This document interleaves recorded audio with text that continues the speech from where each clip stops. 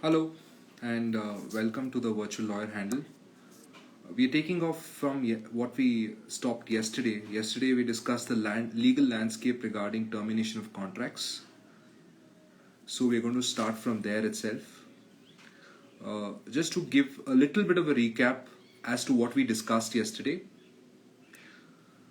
We discussed how exactly termination of contracts is covered under the Specific Relief Act and how the Specific Relief Act really gives only 8 possible or 7 possible defenses for termination. So the question that arises is, so that's when we go to court, right? So if when we go to court, when there's a termination clause, we'll see it at that time.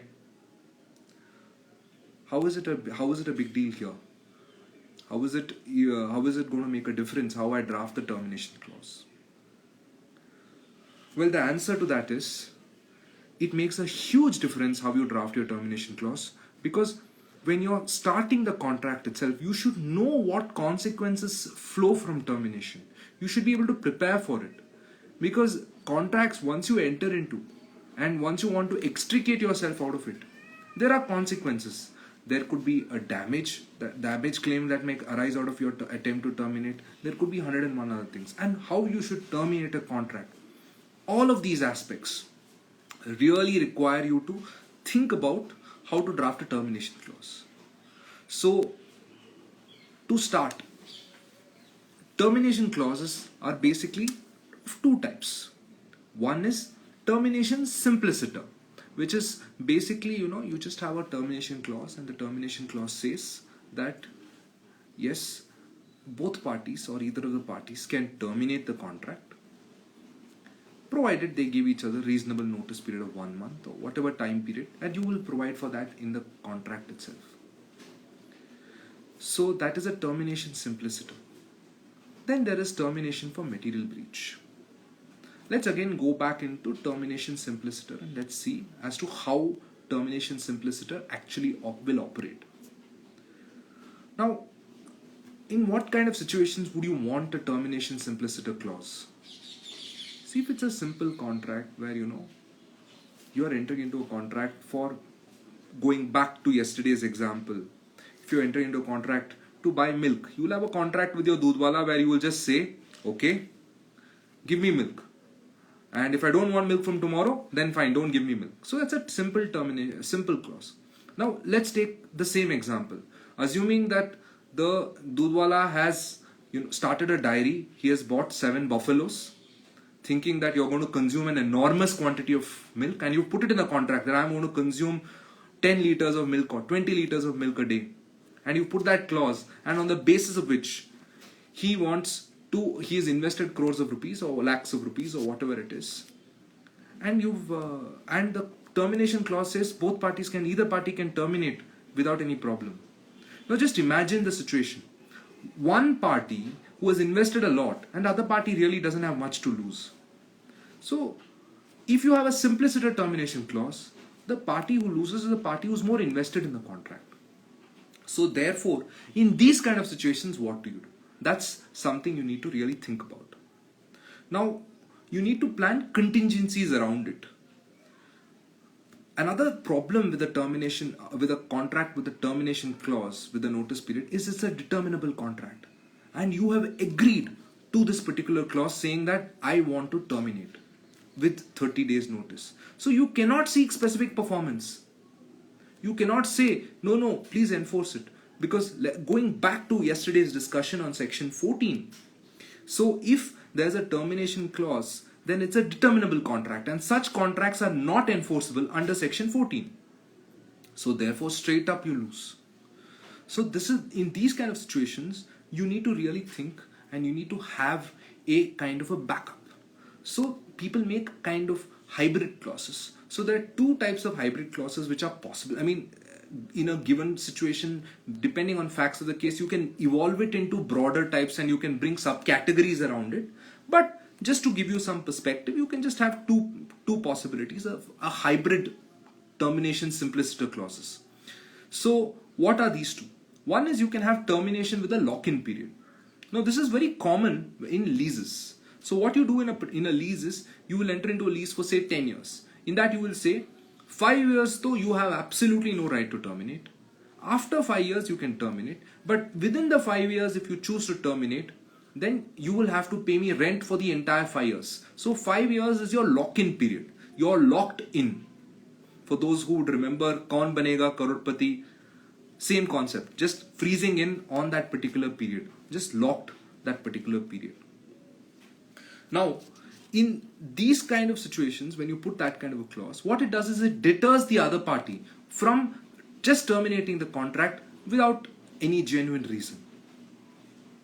And a second type of a hybrid that you can have is you can have a liquidated damage. So if you say that if the contract is terminated by either party within a particular period, and here again I'll go back to the examples which we went to yesterday. So assuming that the contract does not have any period of time, if the contract does not have any particular fixed period of time, then if you have a clause for, you should say that okay, liquidated damages, I want to put in X amount as liquidated damages. Then once you put in such a clause for liquidated damages, the party whoever terminates the contract is supposed to pay you that amount. Here again, if you don't have a particular term of the contract, then liquidated damages, how are you calculating? What is the basis? All of those questions arise. So that is again something which you need to keep in mind when you're really looking at a hybrid clause for liquidated damages. You're better off putting in a lock-in period. Now, assuming for a second here that you don't have a termination clause at all. So does it mean that are you bound to that contract for life? And I answered that question yesterday when I referred to Rajasthan breweries and said, sorry, there's no such thing. If it falls within 14 and 16, any of the defenses in that, you can terminate the contract. So that is one part of it. Now, assuming that it does not fall within 14 and 16, there are answers to that also, and I'll come to that in a bit. The second type of termination clause which I want to deal with is termination for material breach. So what is a material breach? To go back to our milkman example, assuming that you have a contract with your milkman and the contract says that the milkman should come to your house at 6 a.m. sharp. He should be dressed impeccably in a white kurta, and he should have a black handlebar mustache, and he should drive a hero cycle like the old days, and he should ring the bell 2 times and shout "Doodh," and then you will accept the doodh, assuming that there's a clause like that. Now, one particular day, that poor milkman, he's had a fight with someone on the road or possibly with his wife, and he comes in a crumpled kurta and he doesn't ring the bell, he just dumps the milk and he goes. Is he in breach? The answer therefore is you need to understand what is the crux of the contract. The crux of the contract is only delivery of the milk. So therefore, if you have to get the milk from that person and whatever 101 other clauses may be there, those are just dressing. The crux of the contract is relating to only delivery of milk. So in that, suppose if he does not deliver the required quantity of milk, or he does not deliver the required quality of milk which you agreed, then you are in a situation where you can say that there is material breach of the terms, because those are the crux of the contract. So you will want, when you're drafting contracts, and you will see this in a lot of contracts, lot of standard form, if there is material breach of the terms of the contract, parties can terminate. Now the question here becomes, what is material breach? And one has to really discern it from the contract itself. And it's always advisable to really put in a clause which says, this is material breach. Just say that if milk is not given, it is material breach. Some people may even say, if that fellow doesn't twirl his mustache 2 times and wear a white kurta and ring the bell 2 times, that is material breach. So put it there. So if you put it there and both parties have agreed that that is material breach of the contract, then that you have a right to terminate in such a situation. So why do you really want to confuse the situation by just putting a random clause saying material breach? So to conclude on this particular issue, so if you want to put a clause for termination for material breach, please say that if any of the parties is in material breach of the term of the contract, and material breach being X, Y, Z, then either party can terminate the contract. Now, many times this is not a very good idea to just say I will terminate for this reason. You should always give a reason saying I must give a cure period. I must give some kind of a cure period, because you enter into a contract not for the purpose of getting out of it, right? You enter into a contract because you want both parties to mutually benefit from that contract. When you want both parties to mutually benefit from that contract, you don't want to be in a situation where, just for one reason, some random reason, one day you decided that, okay, milkman is not wearing that beautiful pristine kurta, or you didn't hear him say doodh, and you decided, okay, fine, I want to terminate him. It doesn't work. It can't be for such frivolous reasons, or it could be something which can be cured as well. So typically what people do is they say, okay, fine, if there is a breach of the contract, I will give you notice to cure it. I will give you 30 days time, 15 days time, 1 week time, and this again, the time period is also very important. You need to understand as to what is the time period you want to give for termination, what is the time period you want to give for breach. Because if it's a critical thing, right? Like milk, for example, we need it every day. And you want to give notice, you want to say, okay, I'm going to give you half a day notice, you want to give you 6 days notice, 7 days notice. So plan your time also, how much time you think is reasonable, so that you can take an alternative, you can make an alternative substitution for that. You can do 101 things around it, which will help you continue your life without much problems. So how do you actually do it? Is you decide on the amount of time. So your cure period, how much is the cure period that you want to give? So typically in many contracts they give 30 days, they give 20 days, and so on and so forth. Now what happens when a cure period is given is it's giving the other side an opportunity to really rectify the situation, really come out and say that, okay, I will rectify it by this time. Or he can come and give his case and say that, no, I'm not bound to reply to that. And when I'm dealing with termination notices and their replies, I'll come back to this and I'll elaborate on it. So cure period is one thing. There's another concept which many people use, which is that I'm giving you a cure period, but I'm going to suspend all my obligations as well. So what people do is, assuming that you have breached the contract. Now I don't want to terminate the contract immediately. But at the same time, I don't want to be in a situation where I am performing my obligations and you are sitting tight. Now, Indian Contract Act provides you a solution for that. You are not obligated to perform your end of the bargain if your end of the bargain is supposed to come after the other guy performs his end of the bargain. But you might as well specify it in the contract and say, I'm going to suspend all our obligations until you cure this. What this does is, this brings a little level of seriousness to the contract. Once you say, I've suspended it, I've suspended the contract, then the other side also is at watch, and other side knows, yes, I need to rectify it. I need to find a way to resolve the situation. So what a suspension of contract does is it relieves both people temporarily from performing their contractual obligation without actually terminating the contract. So the contract is still there, but both parties are not going to perform their obligations, or at least the party who's issued the suspension notice is not going to perform his obligation until you cure it. No, you don't cure it, then I will issue another termination clause. So this is how you will draft a typical termination clause. Now here I want to give a big caveat. I practice on the litigation side. So my experience in drafting these kind of contracts is kind of limited. But I have learnt by watching many contracts and what I have argued in those contracts. I have learnt from other people's mistakes. So on that basis, I'm making the statement that you can put it in this way, you can draft it in this way. Because when you see the contract and you're trying to argue and you're trying to defend it, and you just see, oh my God, why did they even draft it in this way? So when you're looking at it in that from perspective, you learn certain things, and I'm just trying to share what I've learned there. Now there's also termination, for frustration, force majeure and all that. There is this concept of, you issue notices.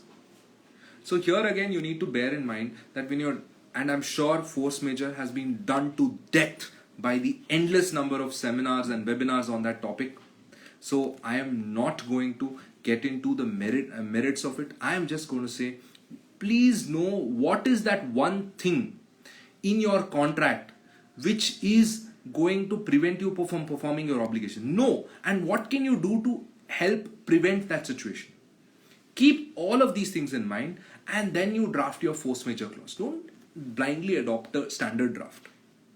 So there's another interesting thing See, in termination clauses, many people put a termination clause saying that if your company is under liquidation, if your company is being wound up, or if there's proceedings pending for winding up of the company, then we have a right to terminate the contract. Now, it's a very interesting situation. I faced it a couple of times where what happens is many of these IT companies, when they enter into contracts with some European companies, they have a clause which says that if you face a winding up proceedings in a court of law, you have to inform me and I have a right to terminate. So then it becomes a very dicey situation. The moment they receive a liquidation notice, right? And any person can issue a liquidation notice, and a case can be pending in court for years. So people will just get very scared. So many times people don't want to agree to that kind of a clause as well. So that's another thing which you should keep in mind when you're looking at. Okay, people think it's harmless. They'll just have, oh, we'll have a termination clause. Okay, if he suffers any liquidation, if there's a merger, if there's amalgamation, if there's this, if there's that, we'll put. It's a standard termination clause, and your termination clause, if it has 20 clauses, it looks beautiful. It looks really good. But when trouble hits, my friend, you are in a great deal of pain. You don't know how to go about it. So, better to be careful around it and not have such extravagant clauses. So that's something, which people should bear in mind. Then also another thing what you should also remember is 4 categories of contracts cannot be specifically enforced, which we discussed yesterday, which is there in section 14. So in which 3, of course, 1 is substituted performance, 3 of course are there, which is like if it's a contract of continuous nature, if it's a contract which depends on personal qualifications and so on and so forth. It can be terminated, and no matter how stringent clause you put a clause saying you have no right to terminate, it doesn't matter. If it is falling within the 4 corners of section 14, then you cannot enforce it. So keep that in mind. Keep it in mind that you cannot enforce almost all contracts except a few if they are falling outside the exception of those 4 categories. And most contracts will, like if it's a contract which involves a personal equation, personal fiduciary relationship, like your chartered accountant, your architect, your lawyer, you don't want to have such a kind of a contract. I mean, just take even your milkman. If your milkman says that he does not want to supply you milk, you do not want that milkman to be giving you milk either, because you don't know what is coming with the milk or what is not coming as milk. So keep that in mind when you're drafting termination clauses. Don't make it stringent. Keep in mind what section 14 says and just very carefully draft it. And also, if you want to prevent the other side from terminating the contract, put in a consequence for termination. Don't restrain the termination. Put in a consequence. Say that if you terminate, I am going to impose damages of X, Y, Z, so on and so forth. If you put in that kind of a clause, it really creates some level of perspective into what a person needs to do, because he'll be a little scared about getting into the contract, trying to terminate the contract. So that's something you need to keep in mind. Now coming to drafting of legal notices. Notice for termination. Now, before just getting into that, there are some kind of clauses which survive termination. So it could be a non-solicit clause, non-hire clause, so on and so forth, which can survive termination. If these clauses can survive termination, please make sure that you cover them up also at some level. And there's this beautiful law which is covered in section 42 of the Specific Relief Act called negative covenant, against which injunctions can be granted. It's a beautiful piece of legislation. It has a lot of practical impact, but it's too voluminous to really get into and come out in a short span. So I'm going to not get into that aspect here. But that's something you should keep in mind, that if there is a negative covenant, which is like a restraint on you from doing a particular thing even after a contract ends, that can still be enforced in certain situations.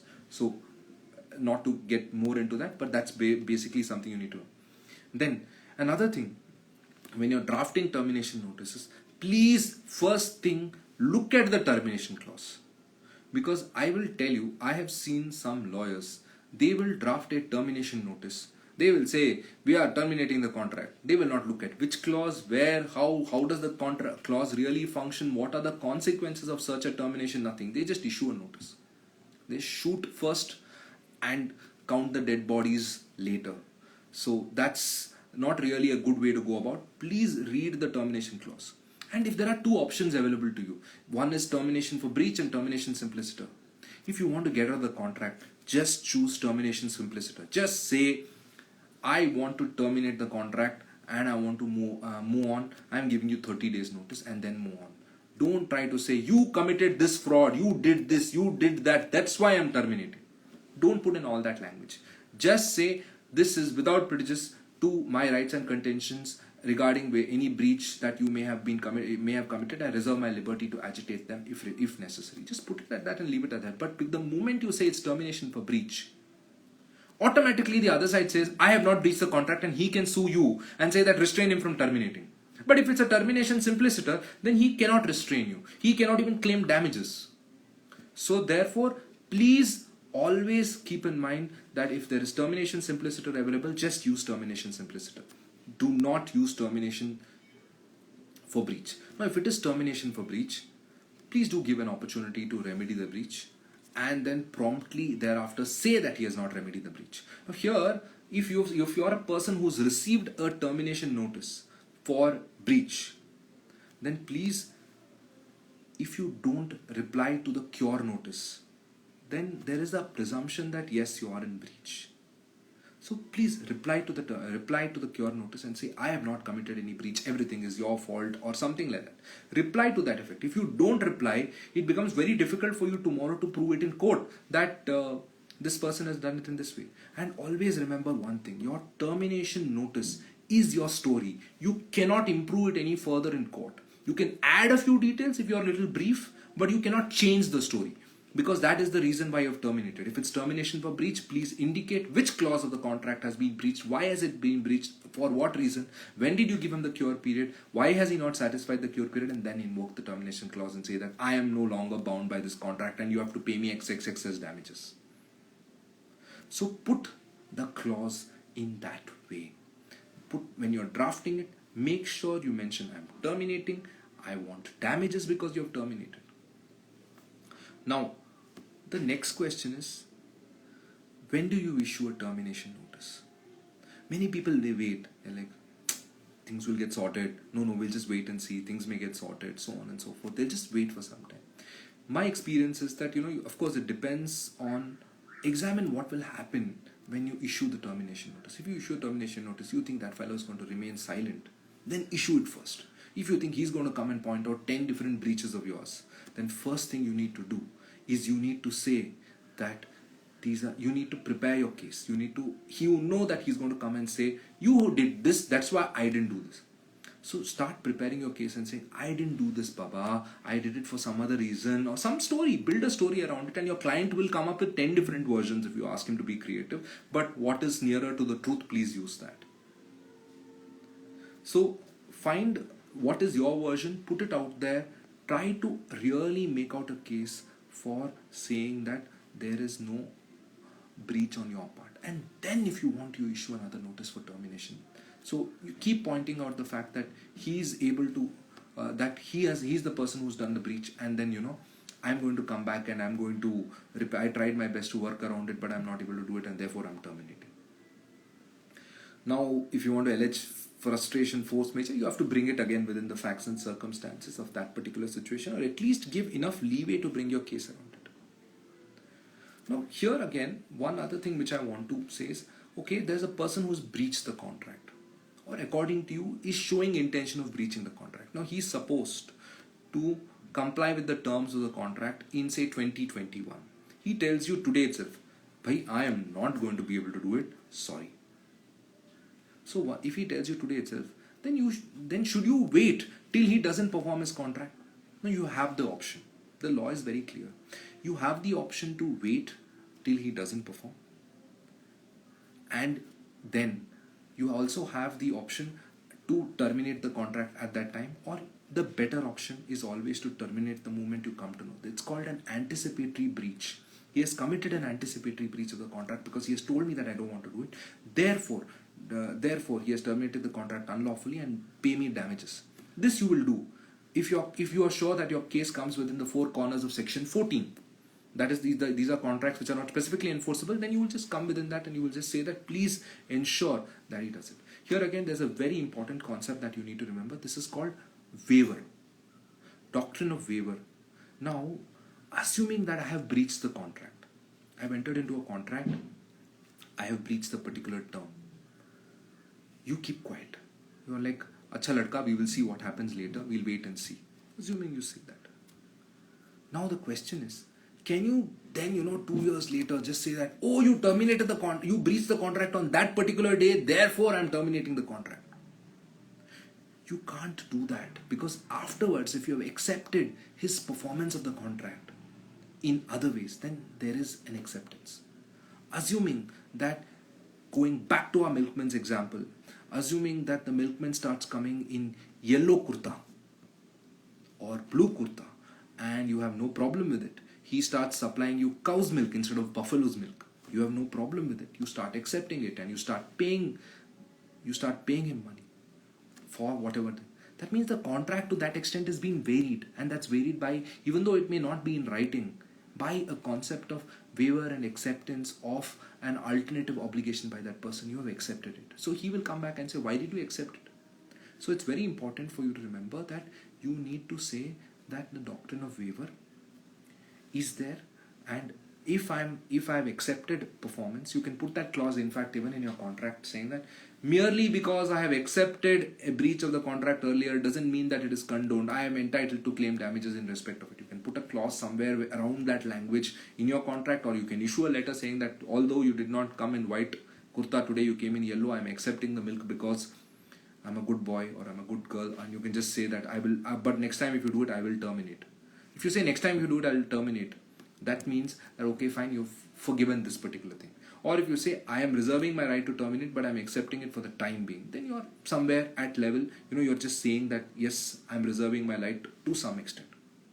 So you're putting it at that level. So when it's a replying to a termination notice, and this is the last part, if it's a termination simpliciter, you have no option. You can accept it, you can deny it, you can't do anything more about it, and you can just shake hands and say, it's been fun, thank you so much. If you want to reply to it, that's the best you can do. But if it's a termination for breach, you have to reply to it. Otherwise, you become liable for a claim of damages, or you become liable for a claim of you become liable for a claim. Sorry, I just lost my chain of thought. You become liable for damages. So you should reply to it. So if you reply, then you tend to protect yourself. Now, many times people don't reply to it. They straight away rush to court. The moment you receive a termination notice, they straight away rush to court and put their version in court. And the problem with that approach is that if you have not replied to previous cure documents, if you have not replied to other aspects of the contract, other aspect of contractual correspondences which have been issued before, like, okay, you committed this particular breach on this particular day, and if I have not replied to it, and if I straight away go to court, then that will be held against me. So it's always better to put out your version and then go to court. So this is regarding termination of contracts, and I will just we can just ask if there's any questions. We can just address those questions. Just 1 second. So this is basically regarding termination notices, and pardon me for the bad example of the milkman. Good evening, sir. Thank you so much for doing this for us. I know you had work today. You look like you had court today, and you have spent time, and you've done 2 consecutive webinars for us, and very well articulated. And I think you've clarified a lot of stuff about contracts for a lot of our viewers, and we can't thank you enough for that. But seriously, it's been a pleasure having you here with us. My pleasure too. You can only articulate when someone asks you to put it in simple terms. That's when you start thinking really critically, and you are able to sharpen your thinking as well. So it's given me an opportunity to do that. So thank you. Thank you so much. We have a couple of questions for you. So the first question I have is, what happens in case there are multiple contracts, but you want to terminate only one of those contracts and not all? So here again, there's a very interesting set of situations which arise. So each contract will have if it is interconnected with each other. Like, to give you an example, suppose there is a contract where, I am supposed to build your house, and there's a contract where I am supposed to procure cement to build your house. Okay.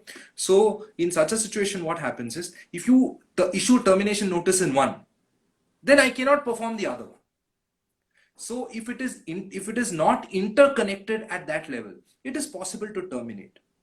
But if it is interconnected, then it becomes that much more difficult for you to terminate, because termination of one has a repercussion on the termination of the other contract as well. So, that's something you really need to keep in mind when you're looking at a termination clause. Okay, Abhi is saying that thank you, sir. Love the way you've explained and analyzed each concept. Law of contract became very interesting again. Would love to see more webinars from you. I agree with him. I agree with him. After college, this is the first time I'm finding contracts law so exciting. So definitely, I'll try to find more interesting topics in contract law itself, because contract is a very fascinating area, So when I was in college, I did a project on contracts made in the state of intoxication. Now, there's only 2 judgments on that on that topic, which I know of, which are English cases, and both of them are on a very narrow issue. So the question here is, because how do you even prove intoxication? And we had to write 20 pages on it. And God only knows how much I've struggled to write 20 pages. Handwritten pages or typed pages? Obviously, they were typed in 14 font with 2-page sizing, because you have to keep 20-page project, right? I studied in LLS, so you have to give you have to give 20 pages. You have to fill up as much as possible. Even though the content is hardly 4 lines, the basic law is simply this, that, if a person is intoxicated and he enters into a contract, it is not valid. But again, it depends on the level of intoxication, whether consent was influenced or not. That's the only thing that you need to look at. This is the law.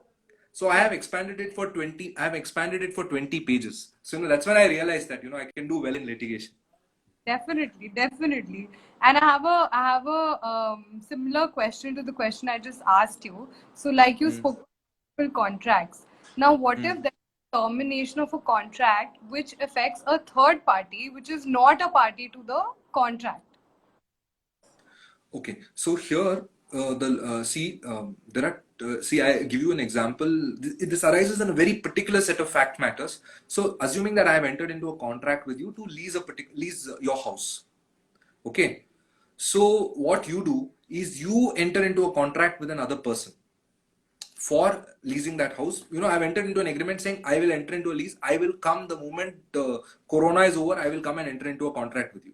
So, this is a contract that I have with you. So you enter into a contract. Tomorrow itself, you find a fantastic tenant who's ready to pay you the price that you want, and you enter into a contract with that person. Now, what happens here? He's a third party to yours and my contract, right? So when I sue, I say so you will issue a termination notice, and you will say that no third party rights have been created. Now, when the law regarding third party rights there are 2 parts to it. See, now the law has slightly changed, because earlier there was discretion. I explained yesterday, there's this concept of discretion and adequacy of damage. Now that those 2 concepts are gone. So when I try to enforce my contract, right, then you have to say that it comes within the personal bar. That is, either I am in breach or I was not ready and willing. So in those kind of situations, a third party unfortunately is affected, because if I am able to get specific performance, if I am able to show that the contract is invalid, I don't need to show that your contract with that person is invalid. If I enforce my contract, automatically your contract becomes invalid. So you will then come and say, please don't enforce it. Now, this was a very interesting concept which used to happen a lot before 2018. We have to wait and watch as to, there are no judgments on this where, I have come across where, third party has filed and sued and, he's succeeded. Because see, earlier it was the discretion of the court. Now a third party unfortunately will suffer. So that unfortunately is now the law on the point. I mean, is probably going to evolve around that. We don't know how courts are going to interpret it, but my understanding, and very recently there was a judgment of the Supreme Court also on this, where they said that now the courts have no discretion. It was a judgment, I think, by Justice Uday Umesh Lalit, who said that courts have no discretion. We have to enforce it. So it doesn't matter if the third party rights are created. So third party rights are gone. I mean, they are subject to the result of the suit. But again, this depends on, making that person a party to the suit and so many other aspects around it. Okay. So, sir, what if the termination, like you explained, the process of termination? So, what if the due process of termination was illegal? That the termination was illegal. So this, see, how do you prove that the termination is illegal? Okay, let's just go back there, address that, and then I'll come back to it.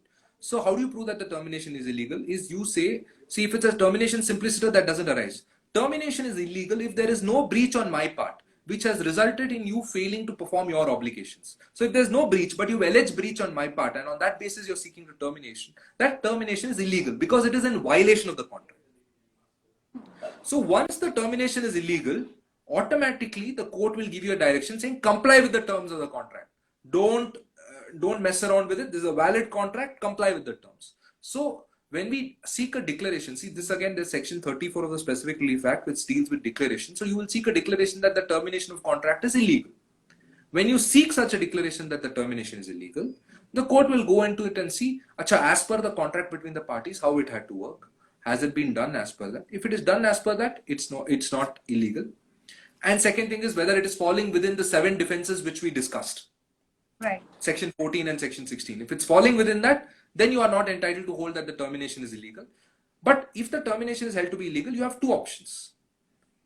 Even assuming that it is falling within section 14 exceptions, if it is falling within section 14 exceptions, even then you are entitled to damages. Okay. So even if a contract is held to be illegal, you can claim damages. So that's something you should keep in mind. So when you're quantifying it, right, just bear in mind as to see, because people put very fancy terms when it comes to liquidated damages. They will just say if it's a contract for tenancy, or some people will just put, pay 1 crore as damages. Don't put rubbish sums. Put a sum which is reasonably quantifiable as to what is your actual loss. Then it's easier for you to recover that money. Right. See, otherwise you have to pay. Sorry. No. On this point only, I think yesterday I asked you a question saying that what if the damages are in kind? In the sense that basically it's my thought process that, when we talk about damages being just in terms of money, what if a company goes up to a party is unable to perform, give damages in monetary terms? I personally believe that there should be some other way in which, these damages can be awarded for those category of people. Otherwise, it just lingers on, and there is no.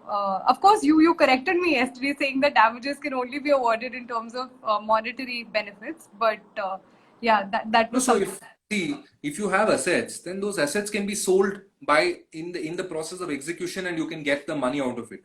But it can't. You cannot. This is not Mahabharata, no. Like, see, in Mahabharata, Pandavas did not have money, so they just wagered Draupadi. Yeah. No, I don't mean it like that. Definitely. No, but I'm just saying that you can't do that. I'm just saying that it has to be money, because you cannot say I will give you my cow instead. I mean, if that fellow is ready to accept it, but the court cannot lay down the law that if you breach your contract, I will take your cow, I'll take your dog, I'll take your paintings. Of course, no. Like, for example, if it's a fruit seller and there's a breach of contract in fruits, like Govind said yesterday, oranges. So instead of oranges, okay, I have apples and there's pears, you can take apples instead. So that parties can agree and settle it, but the court cannot decide. No, because court cannot see. How does the court know? Because are you going to come in court? Are you going to give evidence saying, apple, I am not going to give you oranges, I will give you apple instead. You're going to say, I'm not going to give him anything. Yeah. True. If you say I'm going to give you apples, then the court will say whether apples is sufficient or not. They'll examine it and they'll give you. So see, even when it comes to immovable property, right, it cannot be that I enter into a contract with you for one immovable property and the court cannot give me, that one, they've constructed a beautiful house, I don't want you to have it, take the next one. Bagal wala le lo. Court can't do that, right? Yeah. So because then if it does it, there's a larger ramification. Yeah, so they can probably do like a unofficial mediation or like an alternate dispute resolution. Yeah, so in that it can happen. Just to give you an example, so what happened is, this is a very interesting case. There was a guy who sells advertising banners. Okay, so he was selling advertisement banners on MG Road. It was a very prominent silk company which had entered into a contract with him, and they were supposed to do it at that point in time. And for whatever reason, some other guy came. He gave a better rate. So this fellow told him, "Sorry, I'm not going to put yours." His rival came and gave a better rate for a silk sari show. So then, the contract we sued for damages, we sued for 101 things, we sued for injunction, we did not get injunction. And then 6-7 years later, by that time, that particular area where the banners were there, that was not so important for us. We wanted banners in another area, and that also exclusive right this fellow had. So we told him, for the same rate, if you are ready to do this, then I will give up my claim of damages. So he gave me those areas. So you can do that in settlement. Yeah. You can, and it was a win-win for him, because we gave him a 5-6 year contract. Otherwise, the other one was only 1 year. He may have lost a little bit on money, but and the relationship between the parties improved because of that. So things can happen, but then very few situations probably.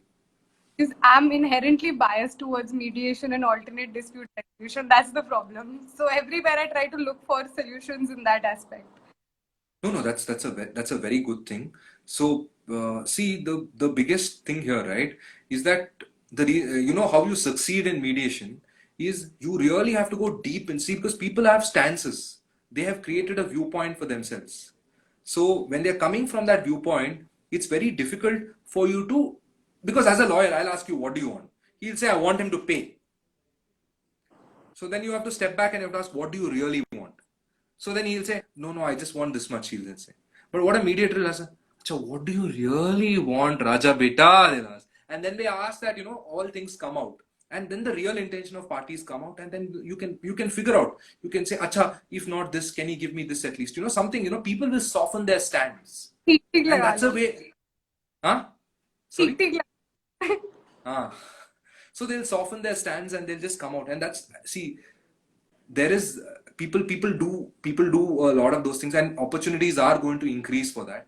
But I suppose, people are all, and also in commercial contracts, right? People are more attuned to practical realities. See, because once they take a stand, they don't want to be seen reversing it also, for whatever reason. Yeah. No, there's also the market, and they would not want their goodwill. Yeah. So. Yeah. Like to give you an example. See, in your Khan market, there was a bookshop there, right? Which went away because the Khan market guy, it's the most expensive real estate in the world, and he doesn't want to dilute it. He doesn't want to reduce the rate. He will much rather suffer 8 months, year, 2 years till he gets another tenant, but he will not reduce the rate. Yeah. Because if he reduces for one person, he has to reduce for everybody else who are otherwise ready to pay. Definitely. Because they don't want to let go of the real estate, right? Yeah, you're right. So speaking of all of this, you've given me so many examples. Now I want you to give us some examples of the most tedious and complicated cases of termination that you have argued in your experience. See, there was a case. So what happened there was, and this is very similar to the McDonald's case. So maybe, because McDonald's is more in recent memory. So if I can just explain to you McDonald's case and then maybe the Cyrus Mystery case, because it's very interesting. So McDonald's case, how it works is, there is a company which is incorporated. That company has McDonald's guys as well as Vikram Bakshi as shareholders. Now Vikram Bakshi is the director of that company. That company builds franchisees of McDonald's restaurants throughout North India. There is a franchisee agreement under which a trademark right is given for the purpose of utilizing trademark. Then there are supplier agreements where they are going to supply certain material to you. They are going to supply all the equipment to you, chicken pieces, meat pieces, patty pieces, so on and so forth. They're entering. Okay. Now he's a director in that company.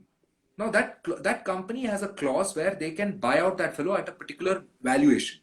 He's like, boss, that is too less. I have spent my blood and sweat, and McDonald's in Delhi is there everywhere, right? And he was like, I've spent so much amount of time and effort in building the brand, and you cannot say that it is your brand and you have built it. Because in India, I have built your brand. So therefore, you cannot take it away from me. So they told him, we'll buy you out at this rate. He said, I'm not agreeable. First thing they did, they had to terminate the franchisee agreement, restraining him from using the brand of McDonald's. So the trademark license which had been given. So they terminated that. They tried to sue him to prevent him from using it. Okay, that's one level of litigation. Then they tried to remove him as a director in the board.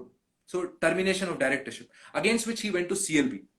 Then against the breach of the contract that they had, shareholders agreement they had with each other where he could sell the rights, McDonald went to London for arbitration. Okay. Then all these supplier agreements were terminated. So this fellow had to get supplies from elsewhere. He sued McDonald for damages. I'm not sure about this aspect. I've read somewhere that he sued McDonald for damages.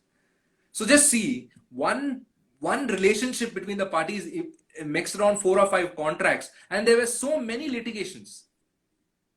So, I have dealt with a somewhat similar case where there were franchisee agreements. There were, there was a company which used to give out certain amount of medical equipment to another company, and that company would sell it. So they stopped that supply. So they crippled the spares. They stopped giving spares. So all they wanted this guy to do was to sell his shares in the other company. No, he didn't want to sell the shares. So he filed a suit. So same way, even in Bakshi's case, Bakshi filed a suit and also a petition in CLB. So we filed a suit as well as we filed a petition in CLB saying that there's oppression and mismanagement by the other shareholder. We filed saying that the arbitration clause is not valid, and so on and so forth. So one set of litigation here, one set of litigation there. So we frustrated them on the sale. So they frustrated us by terminating that contract. Then we wanted to sue them to get that thing out. But then we cannot see if a person, I gave you that example, right? If your doodh does not want to give you doodh, you do not want to be pissing him off and asking him for doodh again and again, because we don't know what he'll give you. Yeah. So we did that, and then we came back and, ultimately parties settled. So you create a situation of status quo where, parties don't know what to do, and then finally they'll settle after a period of time. So this is typically what happens, and this is the most complicated set of litigation. And another one, of course, you've seen Cyrus Mystery, where there's shareholders. At the same time, he was terminated as a director, he was removed as an MD, so he filed in CLB against that. So things like, and now the matter's in Supreme Court. So that's a very interesting take on complicated termination clauses. And I really think Vikram Bakshi's case, someday when all the judgments are out, and if people can see the pleadings, they should really write a book about it, because I was following it in newspapers. Sorry, I couldn't hear you. You write the book about it. No, it's too much effort. I like reading. I don't want to write so much. Okay. So all right. That's, I think. Okay, thank you so much for being with us today, for answering all these questions, for teaching us contracts law with a new perspective, a very fresh one, I might add. And we look forward to more webinars by you. Maybe one on intoxication and contracts. No, that's two lines, and I've already done it now. That's 2 lines, and I've already done it now. So maybe I'll find another interesting topic, except force majeure, which I think people have killed it. I also exhausted our limit of force majeure. We are not doing any more on those. Sure. Okay. Thank you so much. Okay. Thank you. Sure. Yeah. Bye-bye. Bye. Bye.